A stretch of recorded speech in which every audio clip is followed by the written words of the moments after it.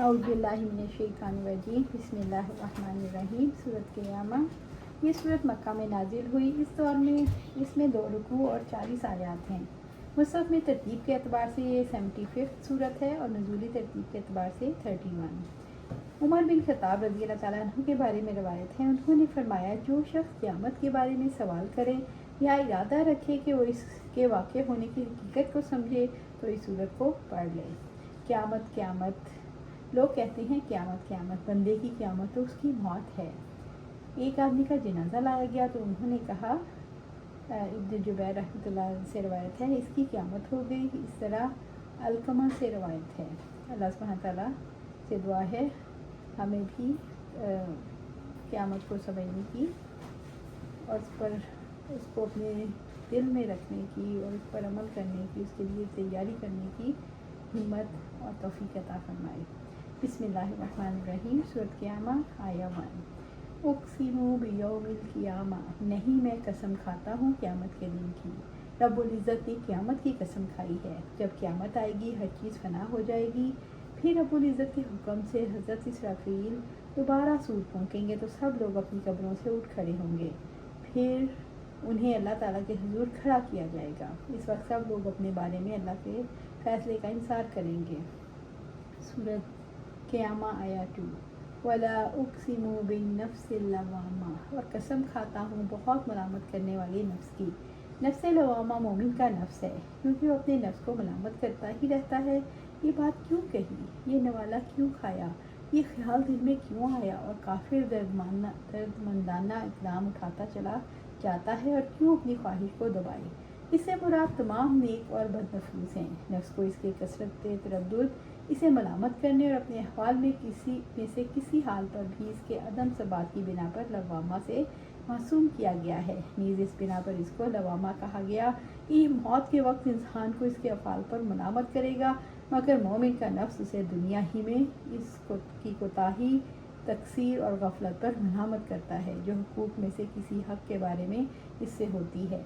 سورۃ قیامہ آیہ 3۔ ایحسب الانسان ان لن نجمع عظامہ، کیا انسان یہ سمجھتا ہے ہم اس کی ہڈیاں ہرگز جمع نہ کریں گے؟ یعنی کیا انسان کا یہ خیال ہے مرنے کے بعد اللہ تعالیٰ اس کے بکھرے اجزاء کو زندہ کرنے اور جمع کرنے پر قدرت نہیں رکھتا؟ انسان کا ہر دور میں یہ مسئلہ رہا کہ وہ اپنی جہالت کی بنا پر اللہ تعالیٰ کی قدرت کا اندازہ نہیں لگا پاتا اور دوبارہ زندہ ہونے کو بعید سمجھتا ہے۔ عاص بن وائل قبر سے ہڈیوں کو نکال کر لایا اور کہنے لگا، محمد صلی اللہ علیہ وسلم تم کہتے ہو موت کے بعد دوبارہ زندہ کیا جائے گا، تو لو انہیں زندہ کر کے دکھاؤ۔ اس پر رب العزت نے فرمایا، اس نے کہا ان ہڈیوں کو کون زندہ کرے گا حالانکہ وہ بوسیدہ ہو گئیں۔ سورہ یاسین۔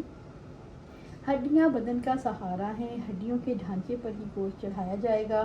انسان کتنا ظالم ہے، اللہ کے قادر ہونے کو بعید سمجھتا ہے۔ سورۃ قیامہ آیہ 4۔ بلا قادرین علی ان نسوی بنانا، کیوں نہیں ہم اس پر قادر ہیں اس کی پور تک کو درست کر دیں۔ رب العزت نے اپنی اشاعت کے ذریعے اپنی قدرت کا غلط اندازہ لگانے والوں کو یہ بات کو رد کیا۔ کیوں نہیں ہم ان اجزاء کو جمع کریں گے، اور ہم قدرت رکھتے ہیں جوڑ اور ذرے کو درست کر کے زندہ کریں۔ تو جب چھوٹے اور باریک اعضاء کو درست کرنے پر وہ قدرت رکھتا ہے تو بڑی ہڈیوں کے ساتھ کیا ہوگا؟ جو لوگ اللہ کی قدرت کا انکار کرتے ہیں اور کسی دلیل کی بنیاد پر نہیں کرتے، ان کا ارادہ محض قیامت کو جھٹلانا ہوتا ہے۔ ابو سعید رضی اللہ تعالیٰ عنہ بیان کرتے ہیں کہ آپ صلی اللہ علیہ وسلم نے پہلی امتوں میں سے ایک آدمی کا ذکر کیا اور فرمایا، اللہ نے اسے مال اور اولاد سب کچھ دیا۔ جب اس کے مرنے کا وقت آیا تو اس نے اپنے بیٹوں سے پوچھا، میں تمہارے لیے کیسا باپ ثابت ہوا؟ انہوں نے کہا، بہترین باپ۔ اس پر اس نے کہا، لیکن تمہارے باپ نے اللہ کے ہاں کوئی نیکی نہیں بھیجی، اگر اللہ نے مجھے پکڑ لیا تو سخت عذاب دے گا، تو دیکھو جب میں مر جاؤں تو مجھے جلا دینا، یہاں تک کہ جب میں کوئلہ ہو جاؤں تو اسے خوب پیس لینا، اور جس دن تیز آندھی آئے اس میں میری راکھ اڑا دینا۔ آپ صلی اللہ علیہ وسلم نے فرمایا، اس پر اس نے اپنے بیٹوں سے پختہ وعدہ لیا اور اللہ کی قسم ان لڑکوں نے ایسا ہی کیا۔ پھر انہوں نے اس کی راکھ کو تیز ہوا کے دن اڑا دیا تو اللہ عز و جل نے کن ہو جا کر لفظ فرمایا تو فوراً ایک آدمی بن کر کھڑا ہو گیا۔ اللہ سبحانہ تعالیٰ نے فرمایا، اے میرے بندے، تجھے کس بات نے اس پر آمادہ کیا کہ تو نے یہ کام کروایا؟ اس نے کہا تیرے خوف میں۔ رسول اللہ صلی اللہ علیہ وسلم نے فرمایا تو اللہ تعالیٰ نے اسے کوئی سزا نہیں دی بلکہ اس پر رحم کیا۔ سورۃ قیامہ آیا 5 بل یرید الانسان لیفجر امامہ، بلکہ انسان یہ ارادہ رکھتا ہے کہ وہ آئندہ بھی نافرمانی کرتا رہے، یعنی یہی ایک گناہ نہیں بلکہ انسان آگے بڑھتا ہی چلا جاتا ہے اور گناہ پر گناہ کیے جاتا ہے، صرف اس امید پر کہ گناہ کر لوں، مرنے سے پہلے توبہ کر لوں گا، لیکن افسوس نادان کو یہ خبر نہیں موت اچانک آ جائے گی۔ اس بات میں کون ضمانت دے سکتا ہے مرنے سے پہلے توبہ نصیب ہو جائے گی، یا قیامت سے انسان قدم قدم پر فسق و فجور میں مبتلا نظر آتا ہے، پھونک پھونک کر قدم نہیں اٹھاتا، بڑا سر چڑھا ہے، منٹ منٹ پر اللہ تعالیٰ کی نافرمانی کرتا ہے، نفس کی شرارت سے وہی محفوظ رہ سکتا ہے جسے اللہ محفوظ رکھے، گناہوں میں جلدی ہے اور توبہ میں لیت و لال۔ یہ کافر قیامت کو جھٹلاتا ہے اور حساب کا قائل نہیں، اس لیے دل کھول کر گناہ کرتا ہے۔ فجور کے معنی جان بوجھ کر جھوٹ بولنا، یعنی انسان یہ چاہتا ہے آگے بھی جھوٹی زندگی، گناہوں بھری زندگی اختیار کرتا رہے۔ حسن رحمۃ اللہ علیہ نے فرمایا وہ گناہوں میں پڑنا چاہتا ہے، یعنی کافر چاہتا ہے قیامت کو جھٹلاتا ہی رہے۔